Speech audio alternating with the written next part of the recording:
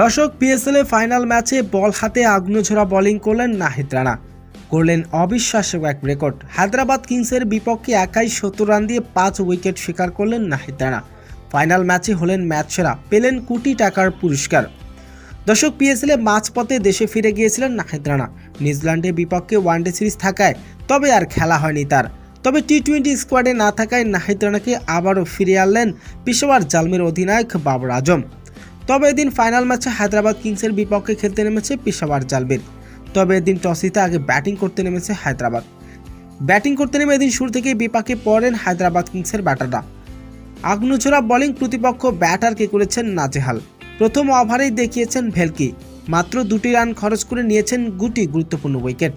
Final ম্যাচে এমন চোখ ধাঁধানো বল প্রতিপক্ষর ছিল হুমকি। তবে নাহিদ রানা দ্বিতীয় ওভারে দিয়েছেন মাত্র 5 রান, নিয়েছেন একটি উইকেট। এরপর ব্যক্তিগত তৃতীয় ওভারে এসে আরও একটি উইকেট তুলে নেন মাত্র 7 রান দিয়ে। এরপর চতুর্থ ওভারে আবারও ভেলকি দেখান তিনি। সেই ওভারে খরচ করেছেন 5 রান, নিয়েছেন আরও 2টি উইকেট। এতে মোট হায়দ্রাবাদ কিংসের বিপক্ষে ফাইনাল ম্যাচে 4 ওভার বোলিং করে 17 রান দিয়ে নিয়েছেন 5টি গুরুত্বপূর্ণ উইকেট।